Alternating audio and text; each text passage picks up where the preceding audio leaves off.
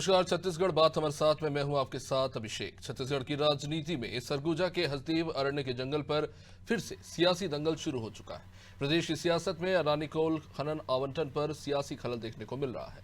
यहाँ coal block की जगह पर पेड़ों की कटाई ऑन होने से पब्लिक अनलॉक हो गई है। करीब 50,000 पेड़ों की कटाई से यहाँ रहने वाले 10,000 से ज्यादा आदिवासी वीरान जंगल का नजारा देखकर हैरान है।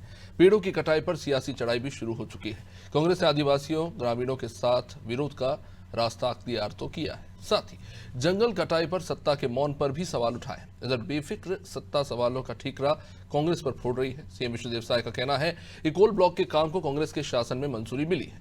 तो आज का सबसे बड़ा सवाल यही है कि आखिर जंगल के इस दंगल पर सियासी मंगल कौन कर रहा है।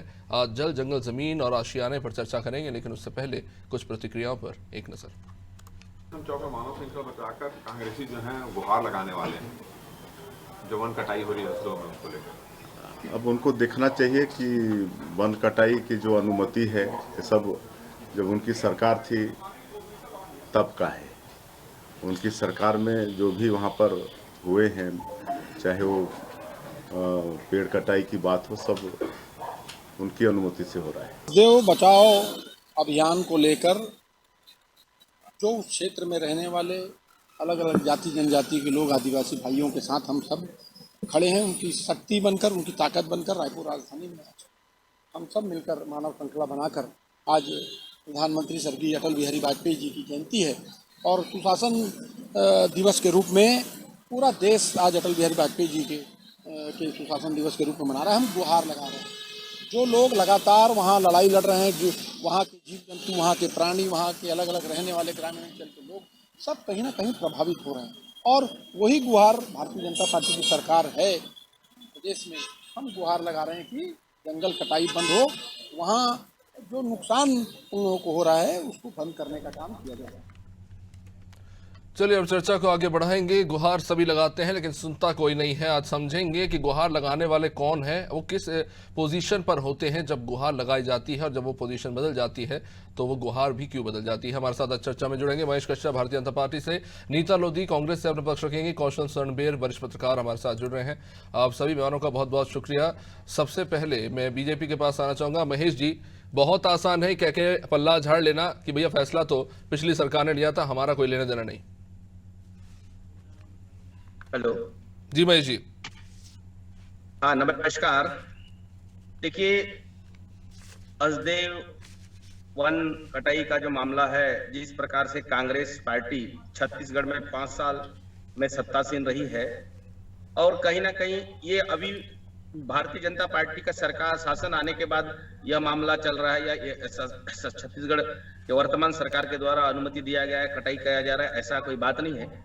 कांग्रेस पार्टी को अभी क्योंकि मतलब सब मिलजुल के कर रहे हैं, कोई काम नहीं रहा है, इसीलिए अब कांग्रेस को लग रहा है कि भारतीय जनता पार्टी का वर्तमान जो नवनिर्मित सरकार को किस तरीके से दबाव बनाए और किस प्रकार से बदनाम करे, ये कोशिश कर रहे हैं। जबकि हसदेव वन कटाई का मामला जो है कहीं ना कहीं कांग्रेस से जुड़ा है। कांग्रेस के लोगों ने अनुमति दिया, जिसके कारण वहां का कटाई शुरू से चल रहा था और अभी इनके पास कोई काम नहीं है, सिर्फ सरकार को किसी भी तरीके से घेरो और बदनाम करो और अपना राजनीति चलाओ, इसके अलावा तो कोई काम नहीं। वही टीएस बाबा उसी क्षेत्र के रहने वाले हैं, उस समय उनके सरकार का उप मुख्यमंत्री रहे हैं और उनको उस समय क्यों याद नहीं आया, उस समय क्यों न भूपेश के खिलाफ कुछ कर पाए, क्योंकि अभी इनके पास तो कोई काम नहीं है। अभी लोकसभा चुनाव है, कहीं ना कहीं इस मुद्दे को बुनाने का कोशिश करेंगे, लेकिन छत्तीसगढ़ का जनता इतना भोले भाले जरूर है लेकिन इतना समझदार भी है। जिस प्रकार से टीएस बाबा को उसी क्षेत्र से हरा चुके हैं और इनके हमारे जो संकल्प पत्र के मुकाबले इन्होंने हमारे मुकाबले बहुत सारे ऐसा बदलाव लाया, हमारा नकल करने की कोशिश। जो बात आपने कही महेश जी, छत्तीसगढ़ की जनता वाकई बहुत भोली भाली है। के मामले बहाने ये लोग फिर से अपना छत्तीसगढ़ में स्थापित करने का कोशिश कर रहे हैं, वो ऐसा संभव नहीं है, होगा भी नहीं। ठीक है नीता जी, आवाज आ रही है आप तक?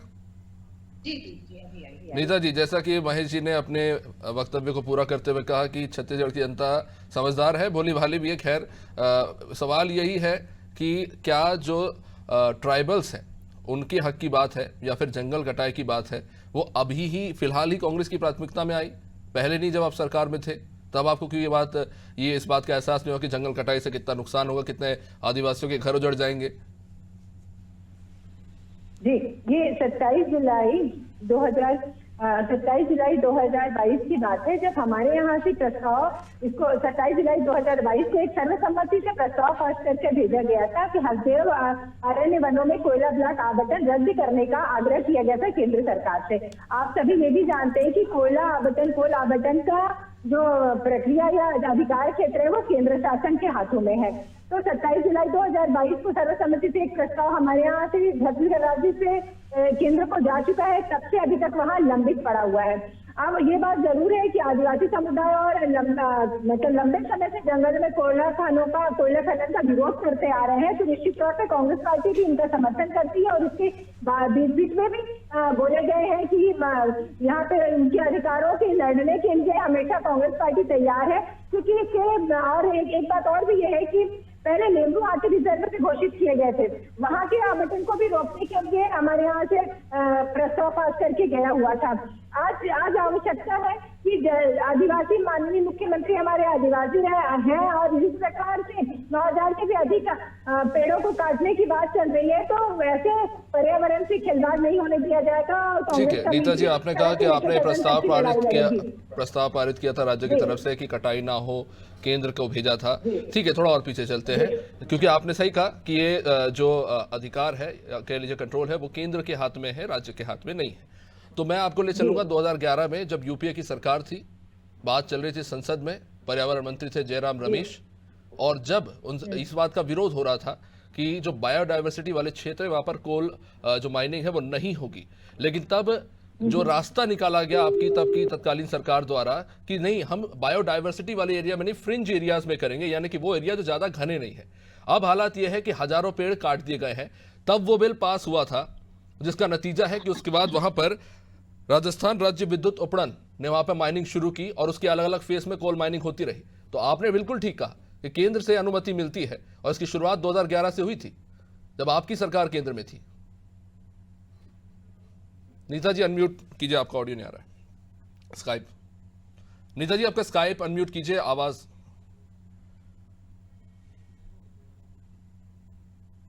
चलिए नीता जी, मैं आपके पास लौटूंगा, इस पर आपसे जरूर जवाब लूंगा। जब तक मैं कौशल जी के पास आना चाहूंगा। कौशल जी, ये बड़ा, चलिए ठीक है, नीता जी जुड़ गई हैं। नीता जी, आपने मेरा सवाल सुना?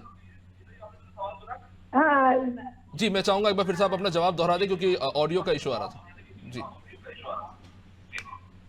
इससे पहले भी मैंने कहा था कि जो 27 जुलाई 2022 को राज्य शासन ने वापस से केंद्र को भेजा था कि इसको निरस्त किया जाए, क्योंकि केंद्र पे ही इसका आवंटन होता है।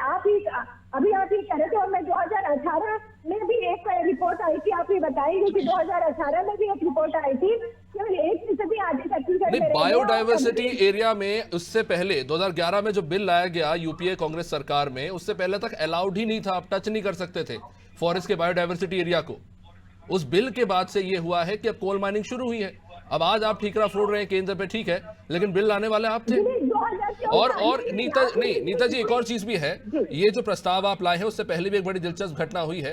कैम्ब्रिज में राहुल गांधी जी भाषण दे रहे थे, वहां पर एक छात्र ने अरण्यदेव जंगल को लेकर सवाल पूछा था कि अगर आप पर्यावरण को लेकर इतने संजीदा है तो फिर ये क्यों हो रहा है। तब उन्होंने कहा था कि मैं ये जो आदेश राज्य की तरफ से, राज्य सरकार से एक्सेप्ट किया गया है, उसके समर्थन में नहीं हूं। फिर आप कह रहे हैं कि आपने फिर 2022 में आप प्रस्ताव लेकर आए, तो क्या यह भी कारण था कि राहुल गांधी ने जो बयान दिया था उसके बाद राज्य सरकार आपकी दबाव में आ गई कि पार्टी के दिग्गज नेता के तो खिलाफ जा नहीं सकते? जी नहीं, कांग्रेस पार्टी हमेशा जल जंगल जमीन की रक्षा करने वाली पार्टी है और हमेशा से आदिवासियों के हित में सोचने वाली पार्टी है, पर्यावरण प्रेमी है कांग्रेस पार्टी।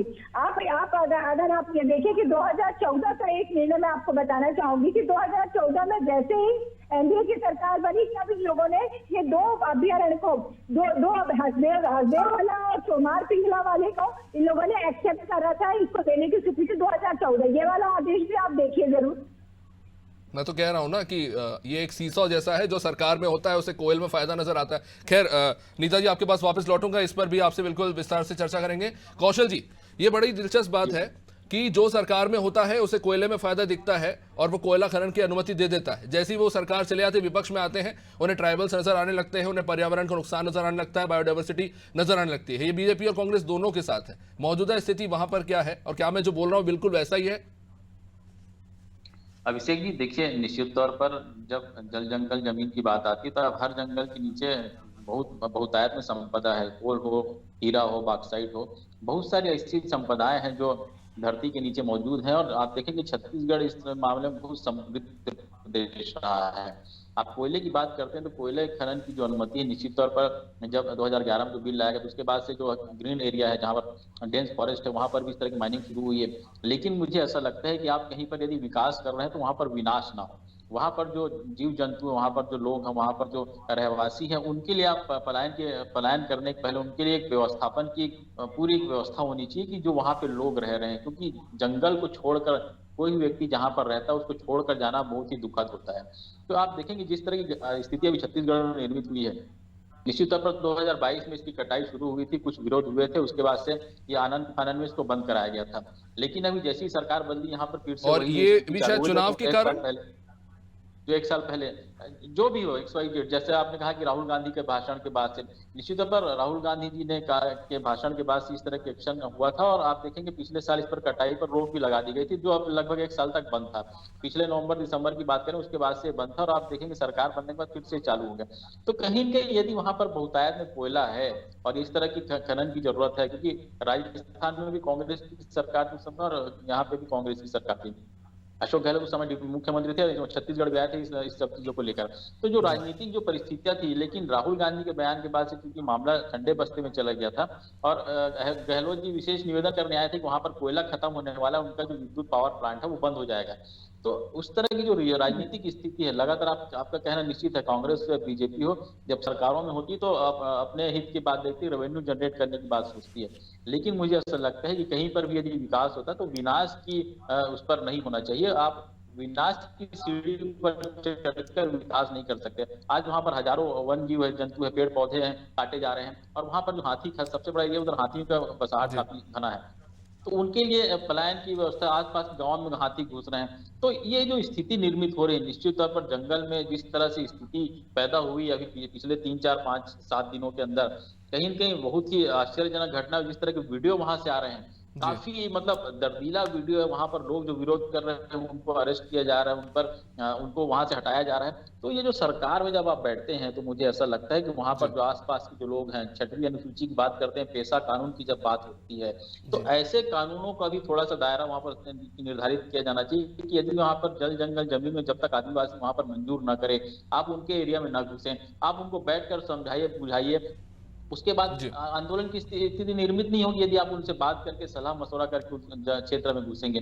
निश्चित तौर पर कोयले की कोयले की जरूरत है बिजली उत्पादन के लिए, सब कौशल जी इसी पे आना चाहूंगा कि हमने इससे पहले देखा कि किस तरह से केंद्र सरकार ने, ये सिर्फ अकेले छत्तीसगढ़ नहीं दूसरे राज्यों से भी कहा गया था कि आपको अगर कोयला खरीदना है तो आप बाहर से खरीद सकते हैं, लेकिन जाहिर तौर पर आप बाहर से खरीदते हैं तो आपको ड्यूटी चुकानी पड़ेगी, उसके लॉजिस्टिकल जो खर्चे हैं वो बढ़ जाएंगे और कोयला महंगा हो जाएगा, जिसको लेकर भूपेश बघेल ने तब आलोचना भी की थी। कई कांग्रेस की राज्य में जो मुख्यमंत्री थे उन्होंने आलोचना की थी और इसका सबसे बड़ा कारण यही था कि जो कोल माइंस है उन पर अत्यधिक दबाव पड़ रहा था। और साथ ही साथ अगर हम देखें जो राज्य सरकार की योजना, खासतौर से कांग्रेस ने इस तरह निकाला है कि 100 यूनिट तक बिजली मुफ्त, या चाहे आप कांग्रेस के लिए या फिर केजरीवाल की आम आदमी पार्टी सरकार, तो जाहिर तौर पर बिजली पर लगातार दबाव बढ़ रहा है। राज्य सरकार के ऊपर भी दबाव है कि अपने कम से कम खर्चे में बिजली की उपलब्धता सुनिश्चित की जा सके और इन हालातों में हम जंगल बंगल सब छोड़ के हमका जहां कोयला दिख रहा हम खोदना शुरू कर रहे हैं।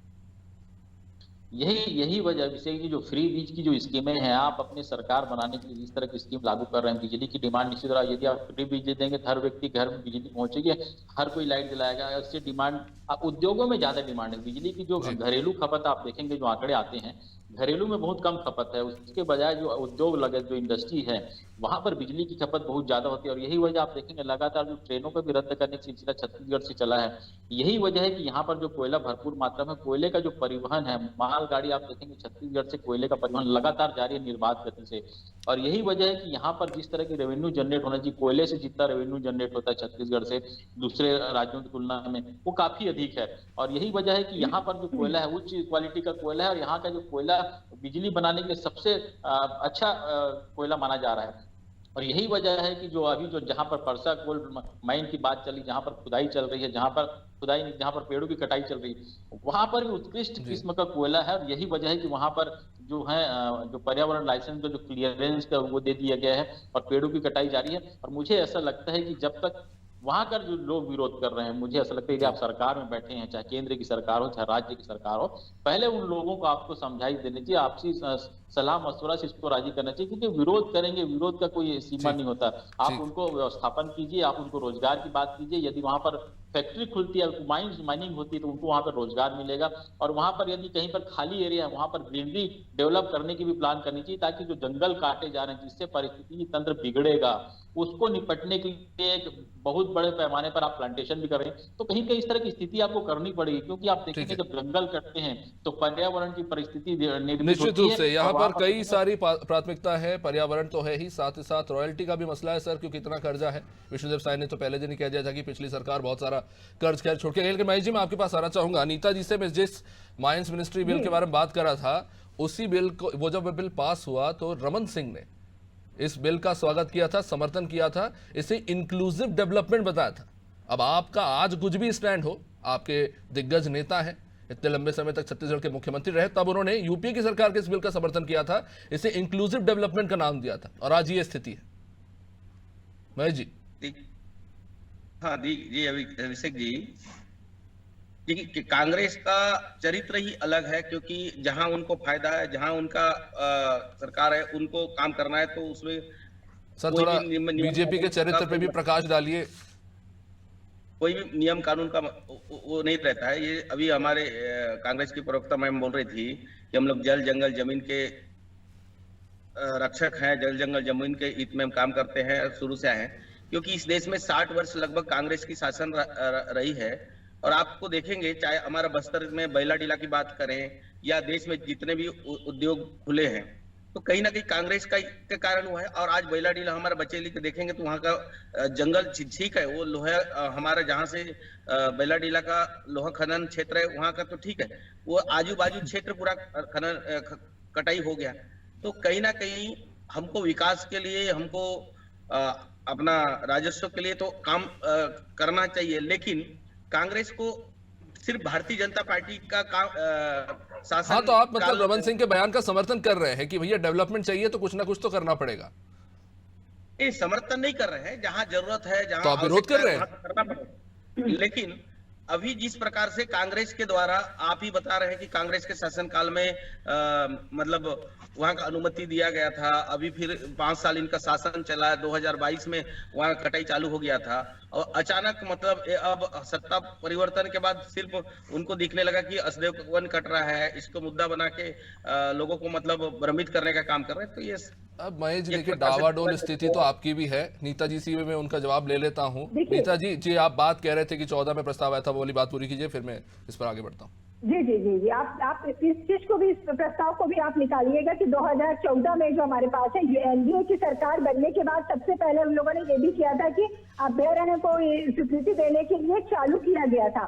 और यहाँ तक भूपेश बघेल जी की सरकार की बात है, भूपेश बघेल जी ने सुप्रीम कोर्ट में एक शपथ पत्र भी दिया है कि हसदेव अरण्य में संचालित परसा स्थित केतु कोयला खदान का दूसरे चरण में जो ये हो रहा है, आवंटन कोयले के आवंटन निरस्त किया जाना चाहिए, इसका उपयोग नहीं होना चाहिए। आपको ये भी होगा, तत्कालीन वहाँ के विधायक हमारे उप मुख्यमंत्री टी.एस. सिंहदेव जी ने बयान दिया था कि यहाँ कटना नहीं चाहिए, तो उसका समर्थन करते हुए माननीय भूपेश बघेल जी ने कहा था कि एक पेड़ के एक बंगाली भी वहाँ के स्थानीय नेताओं और वहाँ के विधायक टी.एस. सिंहदेव जी की बिना सहमति के वहाँ नहीं कटेगी। और हम हमेशा से आदिवासी भाई बहनों के साथ हैं और पर्यावरण प्रेमी हैं। इस प्रकार अगर आप देखें तो कांग्रेस हमेशा से इस बात का प्रस्ताव पास करके केंद्र को भेज चुकी थी 27 जुलाई 2022 को। उसके बाद भी केंद्र में अभी तक इसकी मंजूरी नहीं दी। केंद्र की नीति चाहे कुछ भी हो जाए, केवल इनके अडानी अंबानियों का लाभ मिलना चाहिए। आप ही बताएं, क्या केवल चंद उद्योगपति को लाभ दिलाने के लिए? एक मिनट नीता जी, राजस्थान में गहलोत सरकार थी तब, जबकि आप बात कर रहे हैं, तब गहलोत सरकार थी। भले ही अडानी एंटरप्राइजेस कोल को ओन करता है, कोल माइन को, लेकिन अडानी एंटरप्राइजेस को उस समय गहलोत सरकार थी। तो आप ये आरोप नहीं लगा सकते। ठीक है, आप बाद में प्रस्ताव लेके आए, लेकिन उससे पुराने पाप थोड़ी धुल जाएंगे। देखिए, 2021 में भी पद यात्रा करके हम लोगों ने इसका विरोध किया था। अभी भी हम पेड़ काटने के विरोध में हैं। इतने ज्यादा पेड़ काटने से आवश्यक ये है कि पर्यावरण के साथ खिलवाड़ होगा और तरह तरह की वहां बातें आएगी। जिस प्रकार